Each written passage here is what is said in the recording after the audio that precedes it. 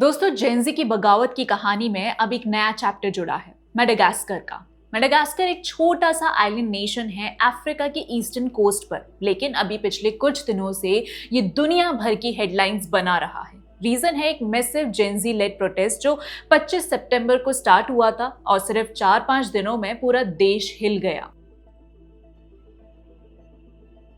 Problem से दिन के दिन पावर कट्स, लोगों को बेसिक ड्रिंकिंग वाटर तक नहीं मिल पा रही थी और पॉवर्टी लेवल बहुत ज्यादा बढ़ गया था। ये फ्रस्ट्रेशन एकदम ब्लास्ट की तरह बाहर आया जब थाउजेंड्स ऑफ प्रोटेस्टर्स कैपिटल अनंतारिवो और दूसरे सिटीज की स्ट्रीट्स पर उतर आए। लोगों ने कहा कि वो बस जिंदा नहीं रहना चाहते, वो जीना चाहते हैं। मतलब मेडागास्कर में जीना एक चुनौती बन गई है, ऐसा प्रोटेस्टर्स को लगता है। इस प्रोटेस्ट में हिंसा भी हुई, प्रोटेस्टर्स मारे गए। यूएन के हिसाब से अब तक 22 लोग मर चुके हैं, 100 से ज्यादा इंजर्ड हुए हैं। गवर्नमेंट ने कर्फ्यू लगा दिया है, लेकिन फिर भी लोग रुके नहीं। प्रोटेस्ट का एक सिंबॉलिक एंगल भी सामने आया। बहुत से यूथ वन पीस एनिमे का स्कल एंड बोन्स वाला टी शर्ट पहने नजर आए, वही जो नेपाल के जेनजी प्रोटेस्टर्स ने भी यूज किया था। मतलब एक तरह का ग्लोबल प्रोटेस्ट सिंबल बन गया है। सबसे बड़ी बात ये हुई कि मेडागास्कर के प्रेसिडेंट एंड्री रेजोलिना को अपनी पूरी गवर्नमेंट हटानी पड़ी।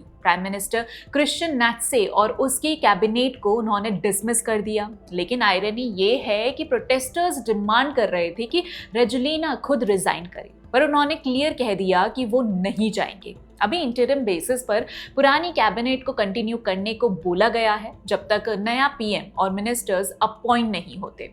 जिस तरह से ये प्रोटेस्ट श्रीलंका, बांग्लादेश और नेपाल से मिलता जुलता है, उसी तरह रेजोलिना के चुनाव की कहानी भी बांग्लादेश से मिलती जुलती है। दरअसल 2009 में पहली बार रेजोलिना एक गवर्नमेंट कूप के बाद देश के राष्ट्रपति बने थे और लास्ट इलेक्शन यानी 2023 के चुनाव को सभी विपक्षी पार्टियों ने बॉयकॉट कर दिया था। ठीक उसी तरह जैसे शेख हसीना के पिछले चुनाव को बांग्लादेश में बीएनपी और जमात ने बॉयकॉट किया था। इस पूरे इंसिडेंट ने बताया कि कैसे इलेक्शन को डिस्क्रेडिट कर देने से एक बेसिक इशू जैसे पानी और बिजली की प्रॉब्लम ने यूथ को मोबिलाइज कर दिया और पूरे सरकारी स्ट्रक्चर को चैलेंज कर दिया। ऐसा नहीं है कि पहले ऐसी समस्या नहीं रही होंगी और आगे नहीं होगी।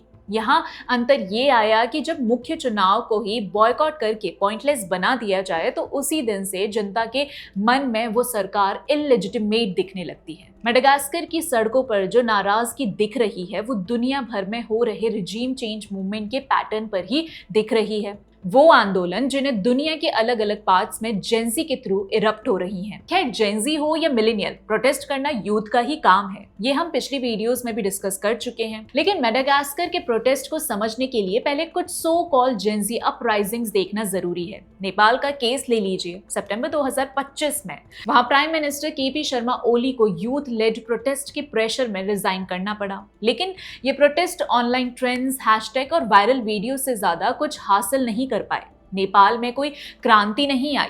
आज भी नेपाल के अंदर गवर्नेंस की सिचुएशन वही की वही है। ऐसे आंदोलन जो देश बदलने के लिए खड़े होते हैं वो बाद में आंदोलन में मारे गए लोगों के लिए कंपनसेशन और बाकी लोगों पर लगे केसेस को ड्रॉप करने की डिमांड पर आके खत्म होते हैं। मतलब प्रोटेस्ट की डिस्प्लेसमेंट जीरो ही रहती है। ठीक उसी तरह से बांग्लादेश में अगस्त 2024 में शेख हसीना ने रिजाइन किया, जिसे जेनजी विक्ट्री के नाम से ब्रांड कर दिया गया। लेकिन रिजल्ट क्या निकला? कंट्री और ज्यादा अनस्टेबल हो गई, माइनॉरिटीज पर अटैक्स बढ़ गए और इकोनॉमिक कोलैप्स के एज पर चली गई। यहाँ भी प्रोटेस्टर्स को छोड़े जाने और कुछ मुआवजा के अलावा कुछ अच्छा नहीं मिला। उल्टा बांग्लादेश की आर्थिक स्थिति और खराब हो गई, क्योंकि शेख हसीना के प्रधानमंत्री रहने के दौरान कपड़ों से लेकर कई अन्य मार्केट में India as a strategic plan for national security अपने इंडस्ट्री की कॉस्ट पर बांग्लादेश को ग्रो करने में सहयोग करता था। श्रीलंका 2022 का भी एग्जाम्पल ऐसा ही है। फाइनेंशियल क्राइसिस हुई, इकोनॉमिक कोलैप्स हुआ, राजापक्सा फैमिली को हटा दिया गया, लेकिन आज भी उसकी इकोनॉमी स्ट्रगल कर रही है और पॉलिटिकल इंस्टेबिलिटी और बढ़ गई है। और जहां जहां यूथ प्रोटेस्ट को आर्मी या स्टेट ने सप्रेस किया, जैसे पाकिस्तान और म्यांमार में, वहां रिजीम चेंज तो हुआ ही नहीं।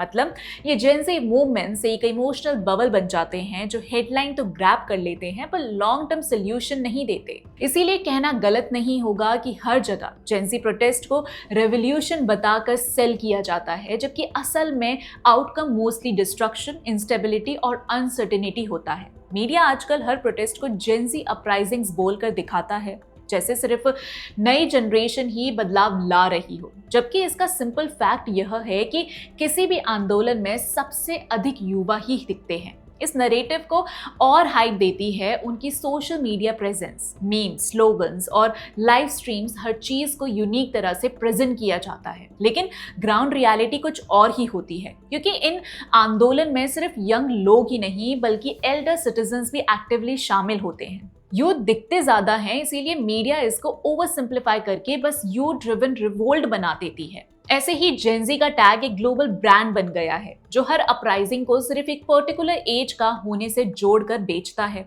और जैसे ही नेपाल की खबर आई, हमारे देश में भी लेफ्ट लिबरल्स ने जेंजीज को यही सब करने के लिए बोला, जिसमें शामिल थे हमारे सो कॉल्ड युवा नेता राहुल गांधी। नेपाल की अपराइजिंग के बाद जेंजी का झंडा उठाया और यूथ को अपील किया कि वो कॉन्स्टिट्यूशन बचाएं और वोट चोरी के खिलाफ खड़े हों। दोस्तों, राहुल गांधी इंडिया में भी नेपाल बांग्लादेश जैसा अनरेस्ट खड़ा करना चाहते हैं। और इसके बाद खबर भी आ गई लद्दाख के प्रोटेस्ट की, जहां यूथ लेड मूवमेंट हुआ, लेकिन वो रिजीम चेंज तक नहीं पहुंचा, बस एक स्पार्क बना। वैसे तो पॉलिटिकल कमेंटेटर्स भी मानते हैं कि इंडिया जैसे डाइवर्स देश में, जहां कास्ट, क्लास और रीजनल डिवाइड्स बहुत गहरे हैं, एक यूनिफाइड जेंजी अपराइजिंग पॉसिबल नहीं है। पर राहुल गांधी फिर भी फॉरेन प्लेबुक फॉलो करके इंडियन यूथ को भड़काने की कोशिश करते हैं, जो क्लियरली देश के लिए खतरनाक सोच है। दोस्तों, जेंजी का नरेटिव आज एक ग्लोबल टूल बन चुका है, एक ऐसा सिंबल जिसमें स्लोगन्स, एनिमे सिंबल्स और हैशटैग्स एक कॉमन जज्बा क्रिएट करते हैं। इंटरनेशनल मीडिया इसको डेलिब्रेटली एक यूथ रिवोल्ट की स्टोरी बनाकर बेचता है, क्योंकि ये हेडलाइंस और टीआरपी दोनों लाता है। पॉलिटिशियंस अपने फायदे के हिसाब से इस टर्म का खेल खेलते हैं। राहुल गांधी जैसे लीडर्स इसको अपनी राजनीति का फ्यूल बनाते हैं। ये दिखाते हैं जैसे बस यूथ ही देश को बचाएंगे, जबकि असल में वो अपने एजेंडा को पुश करते हैं। दूसरी तरफ इस नरेटिव को एक बड़ी साजिश के रूप में भी प्रोजेक्ट किया जाता है, क्योंकि इसके नाम पर स्ट्रीट प्रेशर क्रिएट किया जाता है और डेमोक्रेसी को डिस्टेबलाइज करने की कोशिश होती है। दोस्तों, मतलब सिंपल है, जेंजी अब एक न्यूट्रल डेमोग्राफिक लेबल नहीं रहा, बल्कि एक ड्यूरेबल पॉलिटिकल वेपन बन गया है, जिसका यूज अलग अलग फोर्सेस अपने नरेटिव के लिए कर रही हैं। और मेडागास्कर के प्रोटेस्ट के साथ ये एजेंडा और बड़ा हो गया है। साउथ एशिया से लेकर अफ्रीका तक मूवमेंट्स को जेंजी रिजीम चेंज बताया जा रहा है।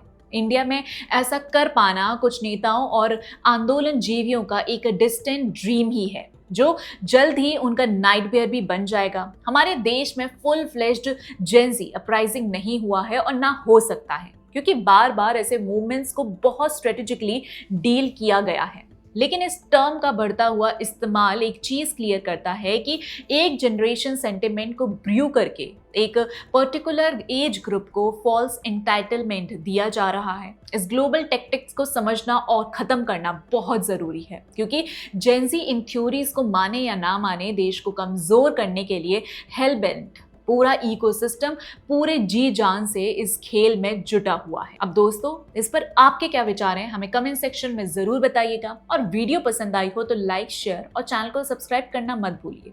इसी के साथ मिलते हैं अगले वीडियो में, तब तक के लिए जय हिंद।